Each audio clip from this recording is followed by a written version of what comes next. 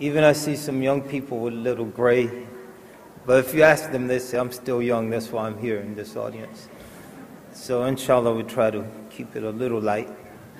To start and to try to complement what was said earlier, very articulately and very cogently stated earlier, I wanted to just talk about a general aspect of culture. One way culture has been defined, there are many different ways, and these things are amenable to different approaches. But one way is culture has been defined as all of the non-economic aspects of human activity.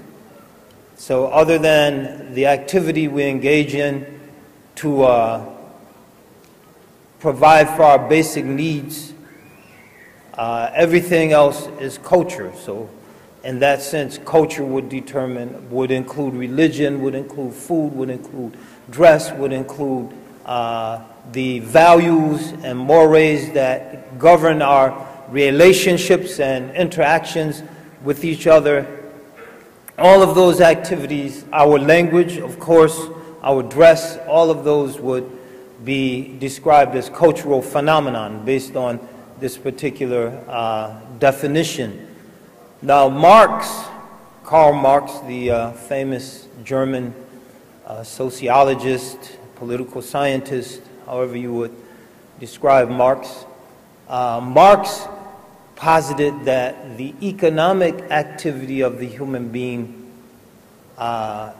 which he called the substructure of society, informed everything else in society. So the nature of our economic relationships defines the nature of our religion and the nature of our interpersonal relationships. It defines all else, the nature of our political systems.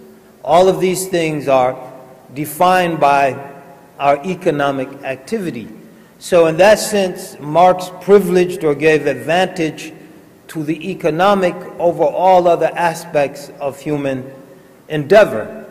So, and the Western system pretty much adopted that prioritization, but just as opposed to Marx's view of the ideal economic situation being based on public ownership of the wherewithal of the economy, the factories and the roads and the tools and machines and everything else involved in our economic system.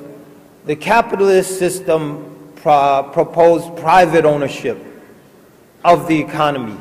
But the same conclusion that is the most dominant of all economic relationships. And even an early writer whose thought influenced capitalism, John Locke, in terms of the philosophy of capitalism, in describing good government, he saw it as part of which was adopted by the American constitutionalists as involving life, liberty, and John Locke said the pursuit of property.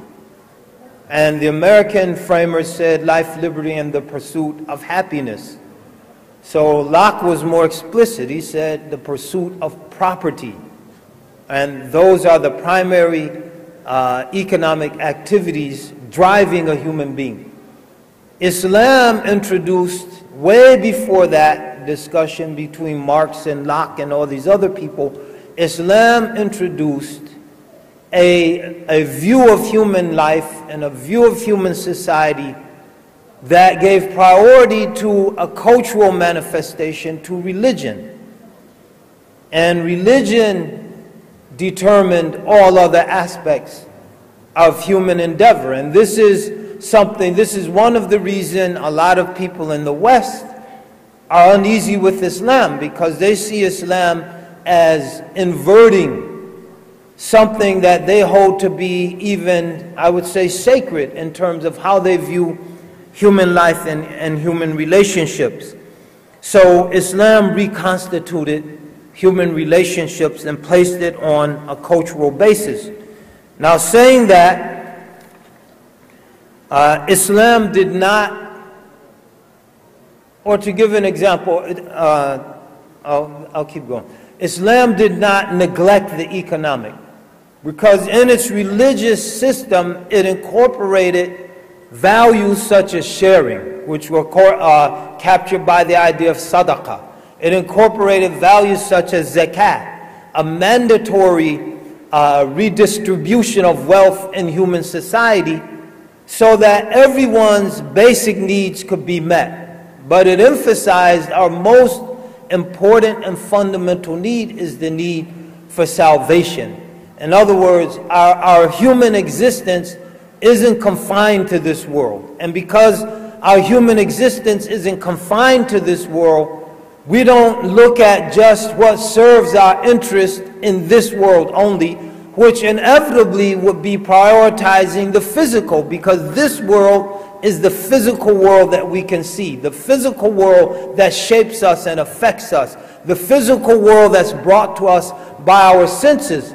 But at the very beginning of the Quranic message, what does Allah tell us? الَّذِينَ يُؤْمِنُونَ بِالْغَيْبِ. Those who believe that there's a reality beyond this readily perceptible physical reality. And that's very important for us, because that begins, and at the very beginning of the Quran, to shape a certain type of consciousness within us. A consciousness that's aware of a level of reality beyond physical reality and beyond physical existence. So, for example, an example of how Islam prioritizes religious values, but not to the detriment of our economic well-being. So Allah Ta'ala mentions in the Quran, لَيْسَ الْبِرَّ أَن تُوَلُّوا وُجُوهَكُمْ قِبَلَ الْمَشْرِقِ وَالْمَغْرِبِ وَلَكِنَّ الْبِرَّ مَنْ آمَنَ بِاللَّهِ وَالْيَوْمِ الْآخِرِ وَالْمَلَائِكَةِ وَالْكِتَابِ وَالنَّبِيِّينَ وآتى المال على حبه ذوي القربى واليتامى والمساكين وابن السبيل والسائلين وفي الرقاب وأقام الصلاة وآتى الزكاة إلى آخر الآية. So Allah Ta'ala says that it's not righteousness to turn your faces towards the direction of the east or the west in prayer. And there's background for that, but we just leave it at the translation. And then he says, rather righteousness is to sincerely believe in Allah, the last day, the angels, the scriptures, the scripture, but meaning all the scriptures and the prophets. And then on that foundation of belief, and to spend one's wealth in spite of one's love for it. For whom? For the relative, for the orphan, for the poor, the indigent, for those, the wayfarer, the traveler, for those who are forced to ask, for the liberation of slaves. So, righteousness, which is a key to paradise, إِنَّ الصِّدْقَ يَهْدِي إِلَى الْبِرِّ وَإِنَّ الْبِرَّ يَهْدِي إِلَى الْجَنَّةِ. So, honesty leads to righteousness, and righteousness leads to paradise. So, one of the key components of righteousness is spending and sharing one's money with the orphans, the relatives, the orphans, the poor people, and etc. So, religious consciousness, which is given priority over economic activity, does not neglect economic realities, but it orients us towards paradise. وَإِنَّ الْبِرَّ يَهْدِي إِلَى الْجَنَّةِ. And righteousness leads to paradise. So Islam approaches culture in a different reality, in a different way, by giving a cultural reality religion, and that includes practices, beliefs, rituals. All of those are cultural realities, but it also includes a certain type of consciousness, and that consciousness is the basis for the creation of a sound and healthy society that we have to share, we have to serve. We have to subordinate even sometimes our immediate economic interest, maximizing it for the interest of others. And so we arrive at a balance in our society.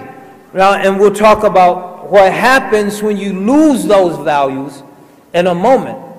So when you lose those values, you can go to one extreme or another. One extreme is the Marxist